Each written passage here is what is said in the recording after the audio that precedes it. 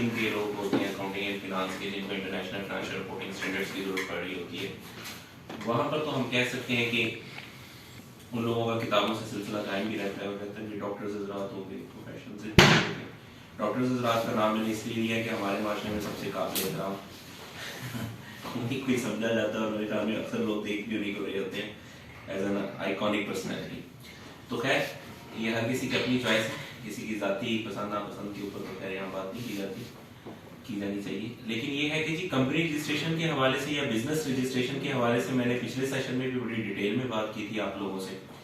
अभी भी उसी हवाले से मैं आपको मजीद थोड़ा सा ब्रीफ भी कर देता हूँ। And second thing is that कि उसमें बेहतर ये है कि आप क्वेश्चन आंसर उसमें सेशन ज़्यादा कर लेंगे हम इस पर, क्योंकि मेरे ख्याल में पिछली बार अगर आप में से काफ़ी सारे लोग मौजूद भी थे जो मुझे याद पड़ता है, तो काफ़ी ज़्यादा डिटेल में बात भी हुई थी। तो उसमें फर्दर मैं दोबारा एक छोटा सा ब्रीफ सा उसका इंट्रो उस हवाले से मैं दोबारा दे देता हूँ इसी हवाले से। Legally doing business in Pakistan is always possible. It's not like this कि आपने पाकिस्तान में लीगली बिजनेस करना है तो आपको खुदा न खास्ता कोई नुकसानात का सामना करना पड़ सकता है।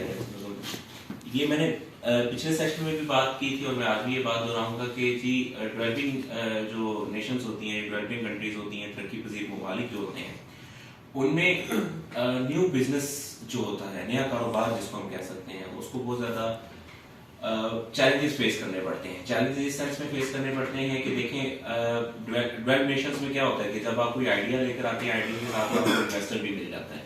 But in a developing country जहाँ पर तरक्की पजीर मुल्क है, उसमें आपको साथ में इन्वेस्टर और फिर इन्वेस्टर के साथ उसका आपके ऊपर ट्रस्ट और ये सारी चीज़ें जो होती हैं वो थोड़ा सा टाइम टेकिंग प्रोसेस होता है, क्योंकि आपको वक्त लगता है। जब तक आप प्रैक्टिकली कुछ अचीव नहीं कर पाते तब तक लोग आपकी बात को सुनना भी पसंद नहीं करते। तो ये एक अलमिया सिर्फ पाकिस्तान का नहीं है, पाकिस्तान जैसे तमाम डेवलपिंग कंट्रीज का ये अलमिया है। ठीक है कि सपोज अगर आप किसी डेजिग्नेशन पर नहीं है, आप किसी पोस्ट पर नहीं है, आपकी कोई पर्सनल अचीवमेंट नहीं है, तो लोग आपके आइडियाज को परसीव नहीं करते। लेकिन ये सिचुएशन दर हकीकत सिर्फ आपको अपने ज़ाती तजर्बे में देखने को मिलती है और मुशाहिदा करते हैं, आप इसको ऑब्जर्व करते हैं। आप इसको इन एक्चुअल जब आप बिजनेस करने जाते हैं और बिजनेस की रजिस्ट्रेशन के हवाले से जाते हैं, तो बिजनेस रजिस्ट्रेशन के हवाले से कोई ये नहीं पूछता है कि जी आप इस कैपेसिटी में, किस कैपेसिटी में आप बिजनेस रजिस्टर करवा रहे हैं, ठीक है, किस कैपेसिटी में आप कंपनी रजिस्टर करवा रहे हैं, क्यों रजिस्टर करवा रहे हैं, किस हद तक करवाएंगे, आप क्या करेंगे, क्या नहीं करेंगे। अलग सिचुएशन वो कहते हैं जी आप बिजनेस करना चाहते हैं, बिल्कुल करें बिजनेस, आपने कंपनी रजिस्टर करवानी है, you just need to file an application with securities and exchange commission of Pakistan. Pakistan में जो एक इंडिपेंडेंट बॉडी है securities and exchange commission of Pakistan, आप उसके साथ एप्लीकेशन फाइल करें और आप अपनी कंपनी रजिस्टर करवा लें। कंपनी का लास्ट टाइम भी मैंने आपको बताया था, दोबारा मैं दोहरा देता हूँ कि कंपनी की रजिस्ट्रेशन के हवाले से आपके लिए ज्यादा अहम बात ये होती है या हम ज्यादा वो बात सुनना पसंद कर रहे होते हैं जिस सिचुएशन में हम खुद होते हैं। ठीक है, उस सिचुएशन से हट के कोई भी बात होती है ना, तो वो हमें कभी भी अपील नहीं करती, कभी भी। अब आपकी अगर मैं हवाले से बात करूं और इस हवाले से बात करूं या इस दाविये में बात करूं कि मैं आपकी जगह खड़ा होकर सोचूं और ये सोचूं कि जी मुझे एक बिजनेस करना है, तो मैं बिजनेस को लीगली कैसे रजिस्टर करवा सकता हूँ। बिजनेस को रजिस्टर करवाने के लिए कंपनी भी आपके पास ऑप्शन है।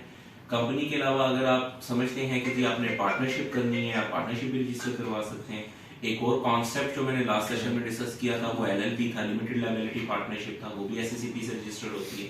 सो अगर आप समझते हैं कि नहीं मुझे इंडिविजुअली बिजनेस करना है और मुझे किसी को ऐड नहीं करना और सोल प्रोप्राइटर करना है, तो आप इंडिविजुअली एनटीएन अपने जो नेशनल टैक्स नंबर होता है जिसमें एफबीआर के साथ आपका जो रजिस्टर्ड होता है, तो सारे एनटीएम्स बेसिकली एफबीआर से जनरेट होते हैं। लेकिन अगर आप सोल प्रोप्राइटर के तौर पर जा रहे हैं और आप बिजनेस एडिशन करना चाह रहे हैं, तो आप सिंपल अपने एनटीएम के अंदर बिजनेस एडिशन कर लेते हैं और आप काम करते हैं।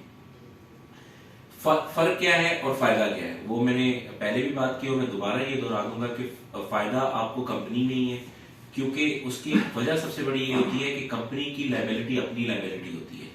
ठीक है, कंपनी की लायबिलिटी जो है वो मेंबर्स की, शेयर होल्डर्स की लायबिलिटी नहीं बनती according to companies act 2007।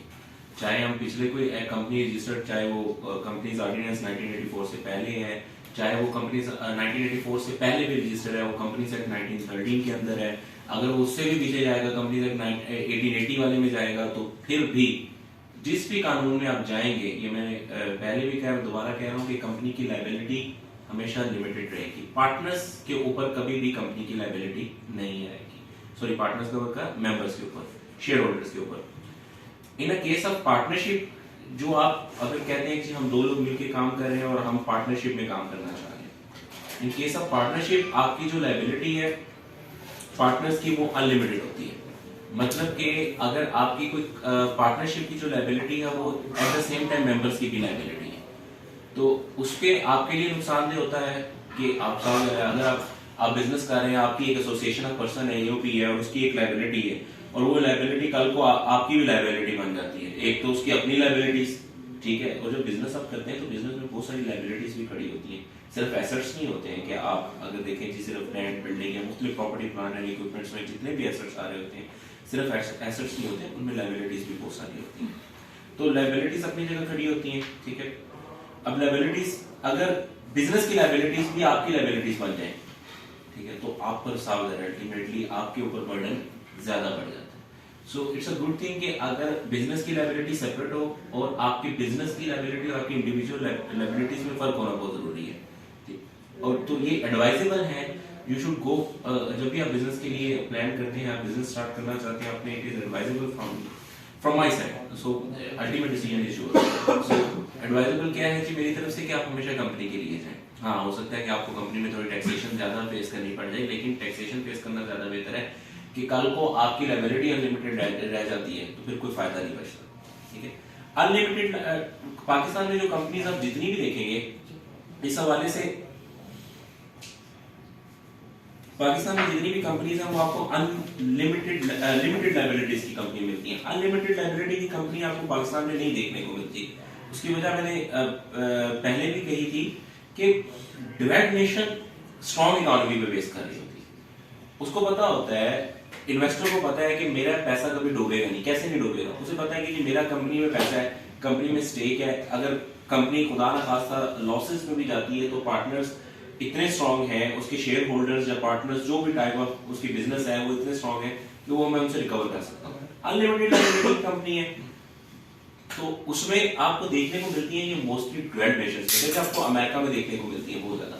US से बहुत स्ट्रांग एक इकोनॉमी, एक बड़ी इकोनॉमी है, तो उसमें लोगों का ट्रस्ट है, वहाँ आपको अनलिमिटेड लायबिलिटी की कंपनी देखने को मिलती है। पाकिस्तान में आपको लिमिटेड लायबिलिटी की कंपनीज देखने को मिलती हैं। फिर आपका एक और यहाँ पर कॉन्सेप्ट आता है कि हम अगर अकेला बंदा हूँ तो मैं अकेला बंदा लिमिटेड लायबिलिटी कंपनी कैसे बना सकता हूँ। उसके लिए एसईसीपी ने, securities and exchange commission of Pakistan ने एसएमसी रूल्स इंट्रोड्यूस करवाए, single member company rules introduce करवाए। और सिंगल मेंबर कंपनी रूल्स के हवाले से उन्होंने क्या एक आइडिया पाकिस्तानी मार्केट में दिया इन्वेस्टर को। अकेला बंदा अपनी कंपनी रजिस्टर करवा सकता है और बाय नेचर वो प्राइवेट कंपनी होती है, लीगली बाय लीगल नेचर वो प्राइवेट लिमिटेड कंपनी होती है और वो सिंगल मेंबर कंपनी होती है। उसके नाम के साथ मतलब ABC parenthesis brackets SMC dash PVT parenthesis limited लिखा जाता है, तो वो बाकायदा तौर पर एक प्राइवेट कंपनी होती है और वो अकेले बंदे के लिए काफी होती है, अकेला बंदा उसमें बिजनेस कर सकता है। हाँ जी, रिक्वायरमेंट क्या है? एक रिक्वायरमेंट उसमें बड़ी अहम होती है कि नॉमिनी की अपॉइंटमेंट करनी होती है। ब्लड रिलेशन किसके, क्योंकि सिंगल मेंबर कंपनी है ना, दो बंदे मिलके एक कंपनी बना रहे हो तो समझ आती है कि खुदा ना खास्ता कि एक मेंबर की कोई भी मसाइल है तो उस कोई भी मसला होता है तो उस केस में दूसरा मेंबर कंपनी के मामला को वक्ती तौर पर संभाल सकता है। अगर एक ही बंदा है तो कंपनी के मामला कौन संभालेगा? एक ही बंदा देख रहा है, एक ही बंदा है, खुदा ना खास्ता उससे कुछ हो जाता तो कौन देगा? उस केस में फिर उसमें नॉमिनेशन करनी होती है। नॉमिनेशन के लिए ब्लड रिलेशन आपका कोई भी फादर मदर ब्रदर सिस्टर जो भी आपके ब्लड रिलेशन में मौजूद है, हस्बैंड वाइफ जो भी है, आप उनको son daughter whatever you think suitable, आप उसको नॉमिनेट कर सकते हैं as a nominee. So preferable being a single person, अगर आप जाना चाहते हैं एज एन इंडिविजुअल जाना चाहते हैं मार्केट में और आप किसी के साथ कोलैबोरेशन नहीं करना चाह रहे तो SMC private limited is a very good option for you. तो ये बेसिकली है पार्टनरशिप के हक में मैं क्यों नहीं हूँ। मैं पहले भी बताया था जी, लायबिलिटी अनलिमिटेड है, आप तो उसमें लायबिलिटी आपकी कंप्रोमाइज हो जाती है, आपके अपने पर्सनल एसेट कंप्रोमाइज हो जाते हैं। जब liability of business, liability of partner बन गई है तो कभी भी रिकवर कर लेगा आपसे, ठीक है। तो लिहाजा बेहतर ये है कि आप कंपनी के लिए जाएं, कंपनी में ही करवाएं अपनी चीजें। फर्दर इस हवाले से ये है कि जी registration SCCP securities and exchange commission of Pakistan इसको रजिस्टर करता है। सिंपल सी रिक्वायरमेंट्स हैं, कोई एक मेमोरेंडम बनता है आपका, एक आर्टिकल्स ऑफ एसोसिएशन बनते हैं, एक मेमोरेंडम ऑफ एसोसिएशन बनता है, आप नेम रिजर्व करते हैं कंपनी का। अब तो SCCP ने मजीद आसानी कर दी है कि name reservation and company incorporation का प्रोसेस कंबाइन है। आप वन गो में एक ही प्रोसेस फाइल करते हैं, दोनों आपके क्लियर हो जाते हैं। अदरवाइज पहले होता था कि नेम रिजर्वेशन अलग करवानी पड़ती थी और इनकॉर्पोरेशन का प्रोसेस बाद में फाइल करना पड़ता है। ऑनलाइन सिस्टम है जी, ऑनलाइन पोर्टल है SCCP का अवेलेबल, आप उस पर फाइल करें एप्लीकेशन अपनी और आप रजिस्टर करवा सकते हैं। इसमें फर्दर आपकी तरफ से, क्योंकि मैं इस सेशन को पहले इस हवाले से भी काफ़ी डिटेल में हमारी बात हो चुकी है, तो इस हवाले से आपकी कोई सवालात है तो मैं उस तरफ ज़्यादा उस पर बात करना चाह रहा हूँ। जी प्लीज़ सर, तो ये स्टॉक मार्केट से रिलेटेड में ये इन्फॉर्मेशन क्यों दी जा रही है कि अपनी कंपनी रजिस्टर क्यों करनी है, क्या कैसे करनी है, इससे क्या लिंक है? हाँ जी, स्टॉक मार्केट में आप क्या करेंगे? बिजनेस करेंगे, ट्रेडिंग करेंगे। जब ट्रेडिंग करेंगे तो इनकम होगी, तो इनकम किसकी होगी? आपकी होगी। अब इनकम को इंडिविजुअल की इनकम बनाओगे, लायबिलिटी क्या होगी? अनलिमिटेड होगी। Could you follow this? देखिए स्टॉक मार्केट क्या है, स्टॉक मार्केट की ट्रेडिंग क्या है, आप उसको बिजनेस प्रॉस्पेक्ट में देख रहे हैं, ट्रेडिंग के हवाले से देख रहे हैं, ट्रेडिंग के हवाले से देख रहे हैं। ट्रेडिंग जब करेंगे इनकम जनरेट करेंगे, इनकम जनरेट करेंगे तो इनकम के अगेंस्ट एक्सपेंस भी तो दिखाएंगे ना, दिखाएंगे। तो बिजनेस आप समझ रहे हैं कि बिजनेस कैसे, आपने बिजनेस को उसके साथ लॉजिक क्या है कि लॉजिक ये है कि आपने सिर्फ ये नहीं सोचना कि मैंने ट्रेडिंग करके इनकम क्रिएट करनी है, इनकम जनरेट करनी है। भाई इनकम को सेव कैसे करना है, इनकम को जस्टिफाई कैसे करना है, क्या ये नहीं सोचेंगे आप? ये प्रोस्पेक्ट है, ठीक है। अब ये इस सेशन के पीछे ये इन एक्चुअल ये हकीकत है, ये इन एक्चुअल ये कॉन्सेप्ट है कि आपने दर हकीकत अगर कोई ट्रेडिंग की है, आपने कोई इनकम जनरेट की है, आपने कैसे कर उसको बाद में जस्टिफाई कैसे करना है। देखिए आज आप मुझे कहते हैं कि मैं स्टॉक मार्केट में ट्रेडिंग करता हूँ, ठीक है, करेंगे बिस्मिल्लाह, आपको कौन रोक सकता है? आप अपना अकाउंट खुलवाएंगे, आप हमें जस्टिफिकेशन देंगे जी मेरी इनकम सोर्स ये है, दिस, या आप ये कहेंगे जी supported by father and brother, या जो भी आप सपोर्टेड बाय फादर है, इसके अंदर फिर फादर लायबल होंगे तो वो जस्टिफाई करेंगे इनकम मुझे आ गया, इनकम सोर्स दिखाना। हाँ जी, मैं आपको बताता हूँ। उसमें होता क्या है कि एक कॉन्सेप्ट है कानून में, कंपनी के 2017 में अल्टीमेट बेनिफिशियल ओनर, समझे आप। मैं बिला तनकीद का मरकज बनाए हुए एक सियासी मिसाल दूंगा आपको। हरगिज मेरा मतलब किसी की साइड लेना या किसी के अगेंस्ट जाना नहीं है भाई, सीधी सी बात। एक केस खुला पूरी दुनिया में, उन्होंने कहा जी आपके ये सासाजात, साहिब ने कहा मेरे ये नहीं है, ये मेरे बच्चों के, ठीक है।